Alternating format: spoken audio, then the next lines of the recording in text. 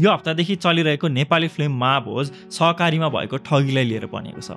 यस्ता घटनाहरू हामीले समाचारमा टन्नै सुनेका छौँ, सायद आफ्नो वरिपरि देखेका पनि छौँ होला। यस्ता घटनाहरू गण्डकी प्रदेशमा भएको टन्नै समाचारहरू आएका छन्। त्यसैले पनि होला फिल्मको सेटिङ कास्की जिल्लामा रहेको छ। यो फिल्मको सिनोप्सिस अथवा कथा सुनिसकेपछि सबैको मनमा एउटा प्रश्न आउन सक्छ कि यसरी रियल लाइफमा भइरहेको कुराहरू फिल्ममा देखाउँदा फिल्म मेकर्सहरू कतिको अनेस्ट हुनु जरुरी छ। तर यो फिल्म सहकारी ठगीमा भएको कुनै एउटा घटनालाई लिएर भने बनेको छैन। त्यसो भए यो पुरा सिस्टम अनि यो पुरा घटनाहरू बारे फिल्मले देखाउँदै गर्दाखेरि यो फिल्म र यो फिल्म मेकर्सहरू कतिको अनेस्ट छन् भन्ने क्वेसन एकदमै जटिल रूपमा आउँछ। अनि समग्रमा भन्नुपर्दा फिल्म कस्तो बनेको छ त, यो थाहा पाउनको लागि पनि फिल्मको रिभ्यू अन्त्यसम्म हेर्नु होला।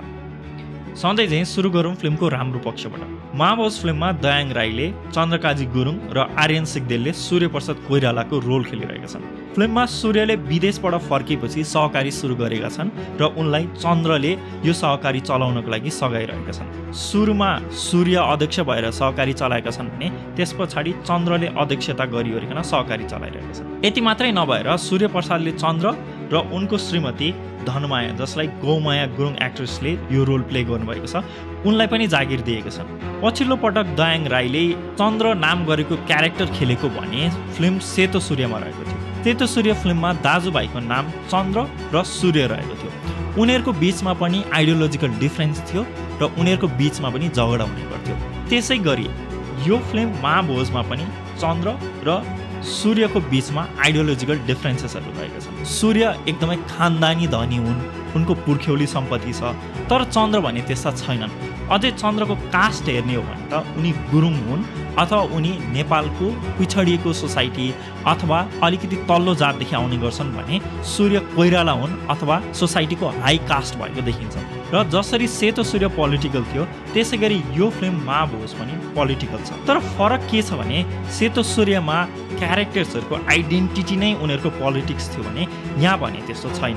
यहाँनेरि पात्रहरूले नेताहरूले भनेको कुरा सुन्छन् र खुरुखुरु मान्छन्। यहाँसम्म कि पहिला लडाइँ लडेका मान्छेहरू पनि अहिले सिस्टमको पार्ट बन्न पुगेका छन्। तर सेतो सूर्यसँग अर्को एउटा सिमिल्यारिटी पनि रहेको छ। सेतो सूर्य फिल्ममा नेपाललाई नै पुरै एउटा मिनी भिलेजमा लगेर ढालिएको थियो र त्यसै गरी महाभोजमा पनि यो सहकारीको झोललाई लिएर बनेको पुरा सिस्टम देखाइएको छ। हेर्दाखेरि एकजनाले मात्रै गरेको देखाइए तापनि यसको फाइदा कसरी पुरै सिस्टमलाई हुन्छ भनेर फिल्ममा देखाइएको छ। त्यसैले पनि होला सहकारीको नाम नै नमुना सहकारी भनेर रहेको छ।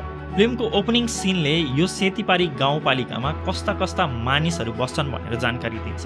यहाँ बिहान बिहानै चिया पसलमा मानिसहरू चिया खाइरहेका छन् भने कोही बाघचाल खेलिरहेका छन्, कोही रेडियोमा चुनावबारे समाचार सुनिरहेका छन्। यो सिनमा चाहिँ धेरै एक्सपोजिसन डायलगहरू पनि रहेका छन्। तर वसुन्धरा भुसाल, बुद्धि तामाङ, कमलमणि नेपाल र देशभक्त खनाल जस्ता कलाकारको अभिनयले पनि यो एक्सपोजिसन डायलग हो भनेर चाहिँ खासै फिल हुँदैन। र अर्को चाहिँ यसले गाउँलेहरूको बिचमा एक आपसमा कस्तो राम्रो रिलेसन छ, कसले कसलाई कतिको ट्रस्ट गर्छन् भनेर पनि देखाउन सफल भएको छ। उता फिल्मका अरू पात्र विश्व, जसलाई खगेन्द्र लामिछानेले खेलेका छन्, र शान्ति, जसलाई अञ्जना बराइलीले खेलेकी छन्, उनीहरू चाहिँ काठमाडौँमा बसिरहेका छन्। उनीहरू काठमाडौँमा अपार्टमेन्ट लिएर बसेका छन्। अपार्टमेन्ट लिँदा शान्तिले उनको बाबासँग 20 लाख रुपियाँ सापटी लिएकी थिइन्। सापटी लिएको वर्षौँ बितिसक्यो तर उनीहरूले यो पैसा भने तिर्न सकेकी छैनन्। यसले गरेर शान्ति र उसको बाबा बीचको रिलेसन पनि अलिकति नराम्रो भएको छ। त्यसैले पनि उनीहरूको बीचमा अशान्ति रहेको छ र उनीहरूको बीचमा कल्चरल डिफरेन्स पनि रहेका छन्। विश्व साधारण एउटा टिचरका छोरा हुन् भने शान्ति काठमाडौँमा हुर्किएकी हुन्। यही फरकले गरेर पनि उनीहरूको बीचमा बारम्बार झगडा भइरहन्छ। उनीहरू आजभोलिको मोडर्न कपल जसरी एकअर्काको बुवालाई मेरो बुवा पनि भन्दैनन्, तिम्रो बुवा र मेरो बुवामै कुरा चलिरहेको छन्। उनीहरूको बीचमा पैसाको क्राइसिसले गरेर पैसा माग्नको लागि भनेर विश्व र शान्ति घर फर्किन्छन्। यहाँ पनि शान्तिलाई कल्चर सक हुन्छ, यानि गाउँमा भिज्न एकदमै गाह्रो हुन्छ। सहरमा हुर्केको भएर शान्ति सुत्ने बेलामा नाइट ड्रेस लाउँछन् तर सासू ससुराको खुट्टा भने ढोक्दिन। र यहाँ यो क्यारेक्टरको मोटिभेसन र क्यारेक्टरको ब्याकग्राउन्ड पनि लेखक र डिरेक्टरले राम्रोसँग देखाउन सफल भएको छ। फिल्मको बाँकी कथा सहकारी र यसमा भएको ठगीलाई लिएर बनेको छ। यो कुरा अगाडि आएपछि सम्बन्धहरू बिग्रिन्छन् र झैझगडा पनि हुन्छ। अरू बेला क्यारेक्टरको एक्सनलाई एकदमै स्टेडी रूपमा फलो गर्ने क्यामेराले यी झगडाका सिनहरूमा भने अलिकति सेक भएको देखिन्छ र यो सिनहरू चाहिँ ह्यान्डहेल्ड क्यामेराले उनीहरूको बिचमा भएको द्वन्द्व देखाउन नै अलिकति सेकी इफेक्ट सहित चिचेको देखिन्छ। फिल्मले के पनि देखाउँछ भने जो सत्तामा भए तापनि पिसिने भनेर भनेको सधैँ निमुखा नै हुन् र यसबाट बचत गर्ने मान्छे मात्रै नभएर तल्लो तहमा काम गर्ने कर्मचारीहरू पनि पेलिन्छन् भन्ने देखाएको छ र यो स्टोरी लाइनलाई भने मल्लिका महतले खेलेको ममताको क्यारेक्टरले देखाएको छ। फिल्ममा एक्टिङको कुरा गर्ने हो भने चाहिँ फिल्मको overall star cast even character एक्टरहरूको पनि अभिनय एकदमै राम्रो रहेको छ। विशेष गरी दयाङ राई जो एकदमै कमजोर पात्रहरूको अभिनय गर्नको लागि एकदमै नै निपुण छन्, एकदमै नै एक्सपर्ट छन्। उनले खाली खुम्चेको अलिकति निउरेको शरीर र मसिनो बोलीकै भरमा चाहिँ क्यारेक्टर कस्तो छ भनेर देखाउन सक्छन्। त्यसबाहेक खगेन्द्र लामिछाने, अञ्जना बराइली, मल्लिका महत, गौमाया गुरुङ सबैको अभिनय राम्रो रहेको छ। फिल्ममा राम्रो कुरा भए तापनि फिल्म पर्फेक्ट भने छैन। फिल्ममा विशेष गरी आर्यन सिग्देलको अभिनयले जुन क्यारेक्टरको दोगलापन देखाउनु पर्ने हो, जुन अलिकति चण्डाल खालको क्यारेक्टर छ त्यो देखाउनु पर्ने हो, त्यसमा चाहिँ उनको अभिनय फिक्कै रहेको छ।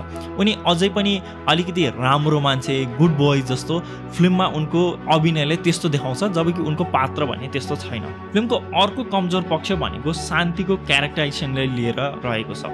उनको पात्र एकदमै वान नोट रहेको छ। फिल्ममा उनको खाली एउटै मात्रै काम छ, त्यो भनेको पैसाको लागि किचकिच गर्ने र जब यो किचकिच सकिन्छ तब भने उनी फिल्मबाट लगभग गायब नै हुन्छन्। उनको खाली केही लाइन नै देखिँदैन। त्यसै गरी चन्द्र र धनमायाको पास देखाउन विशेष गरी पुलमा भएको सिन अनि ड्रिम सिक्वेन्सहरू पनि फिल्मको टोनसँग फिट नभएको देखिन्छ। यी दुवै कुरा चाहिँ अगाडि नै भिन्न भिन्न सिनहरू र डायलगहरू मार्फत चाहिँ अगाडि नै आइसकेका थिए र यही कुरालाई फेरि बारम्बार दोहोऱ्याउँदाखेरि चाहिँ त्यसमा हुनुपर्ने इमोसनल इफेक्ट झन फिक्का हुँदै गएको देखिन्छ। तर फिल्मलाई लिएर मेरो मुख्य फड्केको कुरा भनेको फिल्मको जुन आइडियोलोजी छ त्यही नै हो। फिल्मले सिस्टमभित्र पुरै भ्रष्टाचारी छन्, उनीहरूले सिस्टमलाई पुरै बिगारिसके र यो हटाउनको लागि हतियार उठाउनुभन्दा अर्को कुनै विकल्पै छैन भनेर भन्छ। तर फिल्मको अन्तिम सिनले भने हतियार नै सबै थोक होइन भनेर भन्छ। यसो हेर्दाखेरि फिल्ममै कुन चाहिँ आइडियोलोजीलाई बढी प्रायोरिटी दिइरह हो अथवा कुन चाहिँ एक्चुअल आइडियोलोजीमा जानुपर्ने हो भनेर फिल्म मेकर्सहरूले नै जुन कन्भिक्सन हुनुपर्ने हो त्यो चाहिँ अलिकति देखिँदैन र यसले गर्दा फिल्ममा जुन वान टोन र वान आइडियोलोजी हुनुपर्ने हो त्यो चाहिँ अलिकति देखिँदैन। त्यही भएर भने फिल्म एकदमै अस्तव्यस्त भएको देखिन्छ, यता पनि छ उता पनि छ त्यस्तो देखिन्छ। त्यसैले पनि होला फिल्मको क्लाइम्याक्स चाहिँ एकदमै अनरियलिस्टिक अथवा एकदमै सिम्पलिस्टिक देखिन्छ। तर फेरि यदि यो क्लाइम्याक्सलाई चाहिँ फुल मेलोड्रामाको रूपमा हेर्ने भने चाहिँ क्लाइम्याक्सले काम गर्छ, किनकि यो क्यारेक्टर्सहरूको क्यारेक्टराइजेसन चाहिँ एकदमै राम्रोसँग गरिएको छ। त्यसैले पनि यदि यो फिल्म एकदमै मेलोड्रामेटिक टाइपको थियो भने चाहिँ यो क्लाइम्याक्स फेरि पुरै नै वर्क गर्थ्यो। दिनेश राउतले म्युटेड मेलोड्रामाको रूपमा महाभोज फिल्मलाई बनाएको छन्। यो भन्नुको मतलब चाहिँ कुनै कुनै सिनमा एकदमै लाउड ब्याकग्राउन्ड स्कोर अथवा पुरै सिनलाई इमोसनल बनाउनको लागि ब्याकग्राउन्ड स्कोर पनि हालिएको छ। तर कुनै कुनै सिनमा भने उनले एक्टरहरूलाई नै त्यो सिन क्यारी गर्नको लागि भनेर दिन्छन् र कुनै कुनै इमोसनल सिनहरूमा पात्रहरूले गरिरहेको कन्फेसनवाला सिनहरूमा चाहिँ बिना ब्याकग्राउन्ड म्युजिक उनले सिनहरू खिचेका छन्।